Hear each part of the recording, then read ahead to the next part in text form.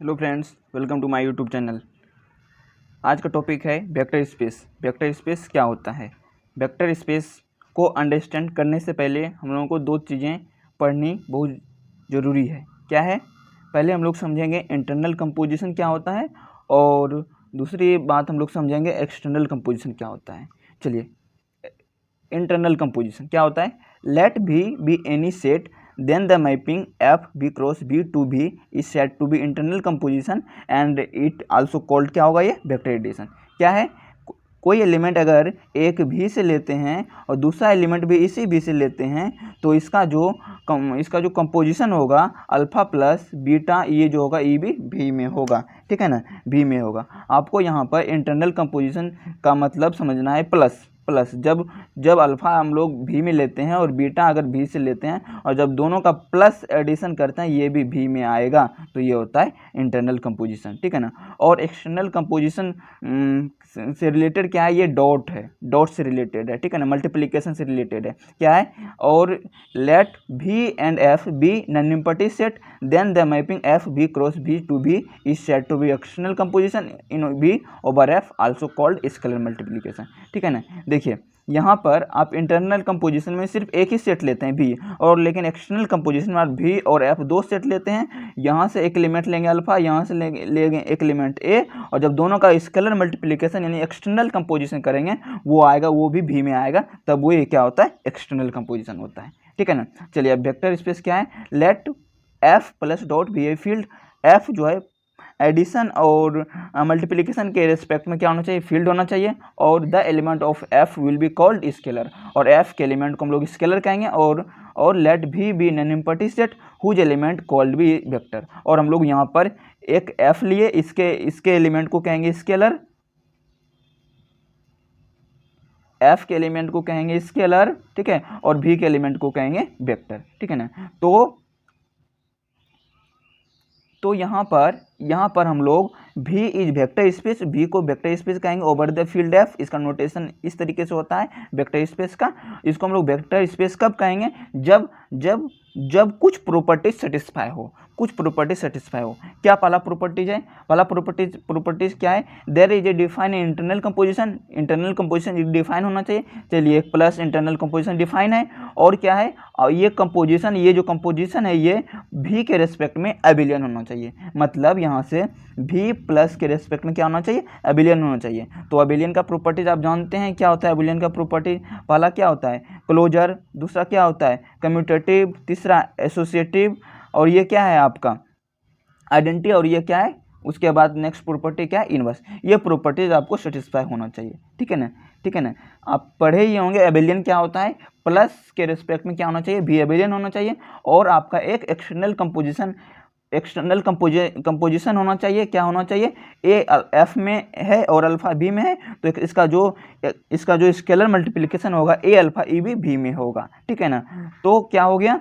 भी प्लस के रिस्पेक्ट में एबिलियन, और एक स्केलर मल्टीप्लिकेशन होना चाहिए। स्केलर मल्टीप्लिकेशन में क्या होगा? External composition in V over the field F. ठीक है। चलिए, उसके बाद है क्या है? The two composition. अब दोनों कंपोजिशन ले लिए, एक स्केलर मल्टीप्लिकेशन और एडिशन और वेक्टर दोनों लिए। ये इसके स्केलर मल्टीप्लिकेशन और वेक्टर एडिशन दोनों ले लिए। ये दोनों प्रॉपर्टीज मिक्सअप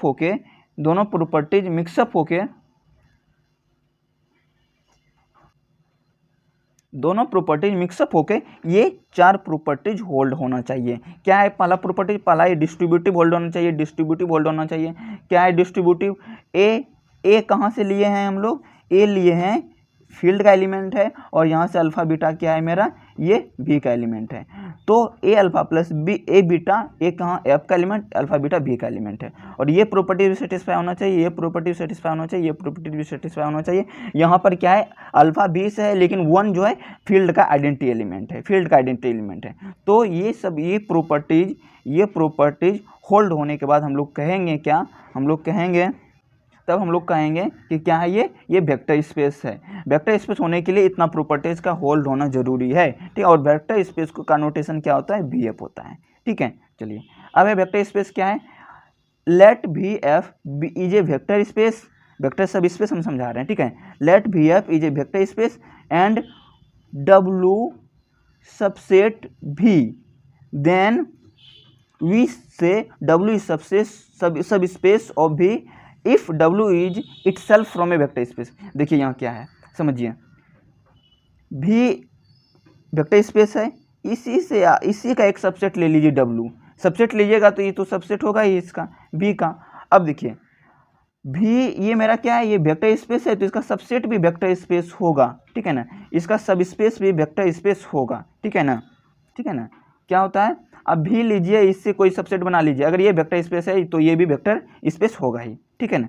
चलिए अब है अलजेब्रा ऑफ सब स्पेस, क्या है, the intersection of any two sub space W1 and W2 of a vector space is also sub space of, क्या है, W1 और W2 कोई सब स्पेस है, दोनों का इंटरसेक्शन भी सब स्पेस होगा, ठीक है ना। चलिए अब हम लोग समझेंगे क्या लीनियर कॉम्बिनेशन क्या है,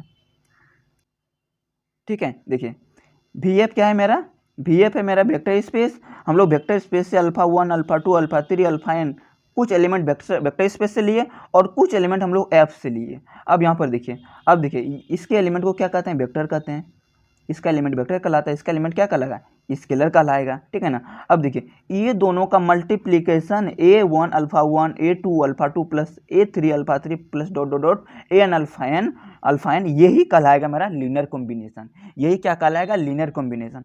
और ये किस में बिलोंग करेगा, वेक्टर स्पेस में ही बिलोंग करेगा, मतलब इसका दोनों का लीनियर कॉम्बिनेशन भी वेक्टर स्पेस में ही बिलोंग करेगा, ठीक है ना। तो क्या कहेंगे, हम लोग कहेंगे called linear combination of vector space, इतना इतना, तो इतना का लीनियर कॉम्बिनेशन ये हो गया, ठीक है ना। देखिए हम लोग कोई दूसरा ले लेते हैं, B1 B2 B3, ये स्केलर है, ये F में है, तो लीनियर कॉम्बिनेशन बनाइए, क्या होगा, B1 alpha 1 plus B2 alpha 3, इस तरीके से लीनियर कॉम्बिनेशन बनेगा। और ये जो लीनियर कॉम्बिनेशन बनेगा मेरा, ये भी मेरा क्या होगा, VF में ही होगा, ये VF में ही होगा, ठीक है ना। देखिए आप अपने मन से VF में कोई एलिमेंट ले लीजिए, उससे लीनियर कॉम्बिनेशन बना लीजिए। लीनियर कॉम्बिनेशन में क्या करना है, सिर्फ इसके एलिमेंट को और इसके एलिमेंट को मल्टीप्लाई करना और ऐड कर देना है, तो वही क्या कहलाएगा, मेरा लीनियर कॉम्बिनेशन कहलाएगा, ठीक है। अब चलिए अब हम लोग लीनियर स्पॉन समझते हैं, क्या है लीनियर स्पॉन। देखिए VF क्या है, वेक्टर स्पेस है, S क्या है, S non empty subset of V, मतलब V का एक सबसेट ले लिया, V का एक सबसेट ले, S क्या होता है मेरा, S जो होता है, S जो है सबसेट होता है V का, हम लोग इसी से निकालते हैं, ठीक है ना। एक S निकाल लिए, अगर सबसेट है तो ये भी वेक्टर स्पेस होगा, ये भी वेक्टर स्पेस होगा ही, और इस S से हम लोग क्या होता है, एक लीनियर कॉम्बिनेशन बनाते हैं, इस S से एक लीनियर कॉम्बिनेशन बनाते हैं, ठीक है ना, इस S से एक लीनियर कॉम्बिनेशन बनाते हैं। Then the linear span of S is the set of all linear combination of element of S and is denoted by LS। अब लीनियर स्पॉन को हम लोग LS से डिनोट करते हैं, LS से डिनोट, देखिए यहाँ पर लीनियर स्पॉन कुछ है ही नहीं, ये लीनियर कॉम्बिनेशन है। आप वेक्टर स्पेस और F से, V से और F को मिलाकर कितना आप लीनियर कॉम्बिनेशन बना सकते हैं, आप जितना मैक्सिमम लीनियर कॉम्बिनेशन बना सकते हैं उसके सेट को ही लीनियर स्पॉन कहते हैं, उसके सेट को ही क्या कहते हैं, लीनियर स्पॉन कहते हैं। देखिए स्पॉन LS बराबर क्या है, सेट ऑफ लीनियर कॉम्बिनेशन। आप कितना लीनियर कॉम्बिनेशन बना सकते हैं, A1 alpha 1 plus A2 alpha 2 plus dot dot AN alpha n, और यहाँ से B1 alpha 1 plus B2 alpha 2 plus dot dot BN alpha n, ये बिलोंग्स VF होगा। और यहाँ पर एक चीज़ याद रखना है, लीनियर स्पॉन जो है V के सब एलिमेंट को जनरेट कर रहा है, क्योंकि हम लोग जितना भी लीनियर कॉम्बिनेशन बनाएंगे वो सब क्या होगा, वो वेक्टर स्पेस में होगा। इसका मतलब यहाँ से एक ये भी पता चला, लीनियर स्पॉन जो है वो वेक्टर स्पेस के एलिमेंट को जनरेट कर रहा है। और एक चीज़ ये भी याद रखना है, लीनियर स्पॉन क्या होता है, सेट ऑफ लीनियर कॉम्बिनेशन, जितना लीनियर कॉम्बिनेशन बनेगा वो उसके सेट को ही क्या करता है, लीनियर स्पॉन कहते हैं। और लीनियर स्पॉन क्या होता है, वो वेक्टर स्पेस का सबसेट होता है, ठीक है ना। अब यहाँ से देखिए, अब देखिए ये समझ लीजिए क्या है, linear some of to sub space W and W2 be two सब space of the vector space VF, then the linear sum of the subspace W and W2 denoted by W1 plus W2 and define इस तरीके से। देखिए हम लोग W1 में कोई element लिए, अल्फा लिए, एक एलिमेंट लेते हैं, ठीक है ना, और W2 में कोई एलिमेंट लिए, बीटा लिए। अब कह रहा है कि इस दोनों का जो है सम किस तरीके से डिफाइन होगा, किस तरीके डिफाइन होगा। तो कुछ नहीं ईजी है, W1 प्लस W कर दीजिए, जिस तरीके से बाहर में कीजिएगा उतना अल्फा प्लस बीटा इस तरीके से इसका क्या है ये डिफाइन हो जाएगा। अगर दो एलिमेंट होगा, यहाँ पे मान लेते हैं गामा होगा, यहाँ पे अल्फा 1 बीटा 1, यहाँ गामा 1 ये गामा 2 बोल देते हैं। तो दो इसमें क्या होगा, अल्फा 1 प्लस बीटा 1, यहाँ से होगा गामा 1 प्लस गामा 2 हो जाएगा, सिर्फ ऐड हो जाएगा, क्या हो जाएगा, ऐड हो जाएगा। ठीक है ना। चलिए अब हम लोगों का टॉपिक है अब है क्या, लीनियर इंडिपेंडेंस क्या होता है। लीनियर इंडिपेंडेंस क्या होता है, देखिए let V a vector space S alpha 1 alpha 2 alpha 3 dot alpha N be a finite set of the vector space V F. हम लोग वेक्टर स्पेस है और वहाँ से एक सेट लिए एस, ठीक है ना, जो भी फिनाइट सेट है। फिनाइट मतलब क्या होता है, जिसको हम लोग काउंट कर सकते हैं, गिन सकते हैं। Then vector alpha 1 alpha 3 dot alpha N are said to be linear independent if for scalar a1 a2 dot an belong to f। और यहाँ से आप क्या कीजिए, देखिए आपको यहाँ से क्या मिला, देखिए s मिल गया, ये क्या है, वेक्टर है, और f क्या मिल गया, ये क्या है, आपका फील्ड है। अब दोनों का लीनियर कॉम्बिनेशन बनाइए, दोनों का लीनियर कॉम्बिनेशन बन गया। यहाँ पर देखिए दोनों का लीनियर कॉम्बिनेशन बन गया इक्वल टू 0। लीनियर कॉम्बिनेशन बनने के बाद इक्वल टू 0 करेंगे, और इसमें क्या होगा, a1 ये जो स्केलर है ना, a1 a2 a3 an, इतनी ये है ना, ये सब 0 होना चाहिए। ठीक है, जब इसको सॉल्व करें तो यहाँ से a1 a2 a3 an है ना, सारे एलिमेंट 0 हो जाए, तब हम लोग कहेंगे इसको लीनियर इंडिपेंडेंट। ठीक है ना। देखिए लीनियर इंडिपेंडेंट में याद रखना है आपको, लीनियर कॉम्बिनेशन बनाइएगा। लीनियर कॉम्बिनेशन बनाने के बाद ये जितने भी एलिमेंट होंगे ना इस स्केलर के, सब एलिमेंट 0 होंगे, सब एलिमेंट 0 होंगे, तब उसको बोलेंगे लीनियर इंडिपेंडेंट। इसमें एक भी एलिमेंट अगर ऐसा बच गया जो 0 नहीं हुआ, तब उसको बोलेंगे लीनियर डिपेंडेंट। तब बोलेंगे क्या, उसको लीनियर डिपेंडेंट। देखिए क्या है यहाँ पर, भी है वेक्टर स्पेस एस कोई लिए, सबसेट लिए वेक्टर स्पेस का जो भी में है, a1 a2 स्केलर लिए, नॉट ऑल ऑफ देम 0। इसमें क्या है कि देखिए इसमें कि सब 0 हो जाए, सिर्फ एक एलिमेंट अगर 0 ना हो तो वो क्या होता है, लीनियर डिपेंडेंट। अगर टोटल 0 हो जाए तब वो क्या होता है, लीनियर इंडिपेंडेंट। ठीक है। रिमार्क में क्या है, इफ एटलीस्ट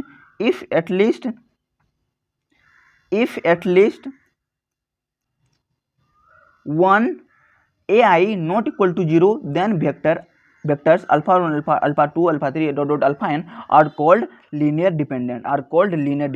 ठीक है ना।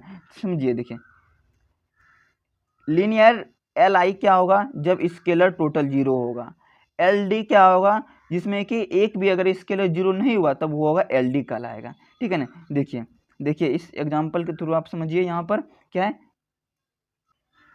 Examine the vectors are linear dependent and linear independent. आपको एग्जामिन करना है। देखिए ये वेक्टर हुआ, ये वेक्टर है, ठीक है, V3 में है, 3 टपल में है, तो आपको एग्जामिन करना है कि ये लीनियर डिपेंडेंट है या लीनियर इंडिपेंडेंट। तो क्या कीजिएगा, ये आपको वेक्टर दिया है, तुरंत आप इस क्या कहते हैं एफ का एलिमेंट स्केलर लीजिएगा और उससे एक लीनियर कॉम्बिनेशन बना लीजिएगा।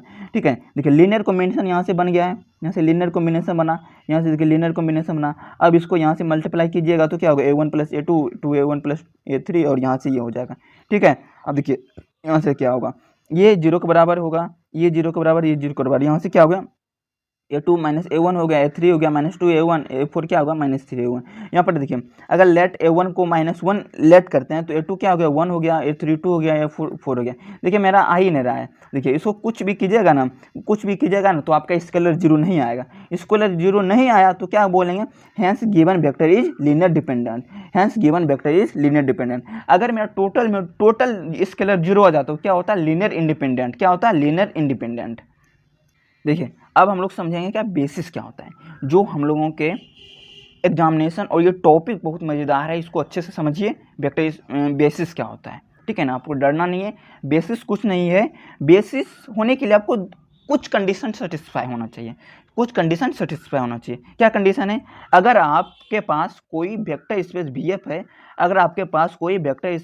है, और इससे एक सबसेट आप चुनते हैं, ठीक है, इससे एक आप सबसेट चुनते हैं, वो सबसेट आपका बेसिस तभी हो पाएगा, ये एस को हम लोग बेसिस तभी हो पाएगा जब आपका क्या है, यहाँ से दो प्रॉपर्टीज क्या होगा, दो प्रॉपर्टीज सेटिस्फाई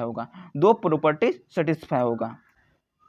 पहला प्रॉपर्टीज क्या है आपका, एस जो है क्या होना चाहिए, लीनियर इंडिपेंडेंट होना चाहिए। लीनियर इंडिपेंडेंट होने का मतलब है क्या, जब इसका लीनियर कॉम्बिनेशन बनाइएगा तो इसमें जितने भी स्केलर रहेंगे ना सब जीरो हो जाएंगे, तब वो क्या होता है, लीनियर इंडिपेंडेंट। मतलब क्या, एस जो होता है क्या, वो लीनियर इंडिपेंडेंट होना चाहिए। और क्या हो, L S equal to V होना चाहिए। मतलब each element of V F is the linear combination of the finite elements of S होना चाहिए, ठीक है ना। मतलब कि एस, देखिए आप लीनियर इसमें होता है क्या, सेट ऑफ लीनियर कॉम्बिनेशन होता है। वो जो आप लीनियर कॉम्बिनेशन बनाते हैं वो क्या होता है, वो वेक्टर स्पेस का एलिमेंट होता है। इसका मतलब एस जो है वो वी एफ के एलिमेंट को जनरेट कर रहा है, ऑटोमेटिक है, एस जो है वी एफ के एलिमेंट को जनरेट कर रहा है। तो ऐसा होना चाहिए जो है ना, L S equal to V F होना चाहिए, यानी कि एस जो है वो वी एफ के सारे एलिमेंट को जनरेट कर रहा है। और लीनियर स्पॉन का यही तो मतलब है, वो क्या आता है, वेक्टर स्पेस के सारे एलिमेंट को जनरेट करता है। और एस का एक प्रॉपर्टीज क्या होना चाहिए, एस जो है क्या हुआ,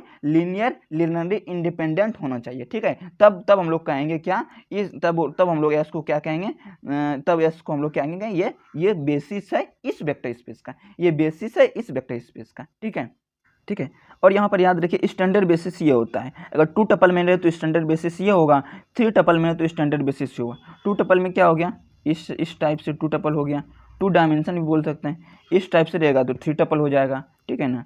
तो चलिए अब समझेंगे डायमेंशन क्या है। डायमेंशन कुछ नहीं है, देखिए, ठीक है, जैसे 2D बोलते हैं, 2 डायमेंशन, 3 डायमेंशन, इस टाइप, अगर इस टाइप में वेक्टर स्पेस रहा तो 2 डायमेंशन, इस टाइप में रहे तो 3 डायमेंशन, ठीक है ना। जितने टप्पल रहेंगे उतने डायमेंशन होंगे, ठीक है ना। चलिए यहाँ से वी एफ क्या है, वेक्टर स्पेस है, बी क्या है, बेसिस है वी एफ का। तो the number of element in finite basis और vector space V F is called dimension.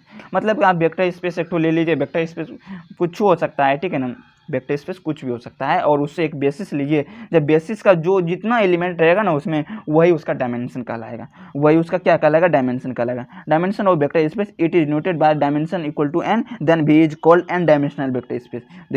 देखिए जैसे यहाँ पर देखिए एक बेसिस लिए, ये बेसिस लिए, देखिए 1 2 3 कोऑर्डिनेट है तो इसका डायमेंशन 3 हो गया, 3 कोऑर्डिनेट हो तो डायमेंशन 3 हो गया, ठीक है ना। देखिए रिमार्क में है कुछ है, every finite dimensional vector space has a basis. अब देखिए जितना भी आपका फिनाइट डायमेंशनल वेक्टर स्पेस है ना, फिनाइट मतलब जिसको काउंट कर सकते हैं, जैसे 5, तो उसका एक बेसिस तो होगा ही, और उसके बाद क्या है, 2 basis of finite dimensional vector space has same number of element. अगर फिनाइट डायमेंशनल वेक्टर स्पेस का 2 बेसिस है तो उसका जो है एलिमेंट भी सेम होगा, उसका एलिमेंट भी क्या होगा, सेम होगा, ठीक है। आगे हम लोग समझेंगे लीनियर ट्रांसफॉर्मेशन क्या होता है और मैट्रिक्स ऑफ लीनियर ट्रांसफॉर्मेशन क्या होता है, ठीक है। Thank you for watching this video.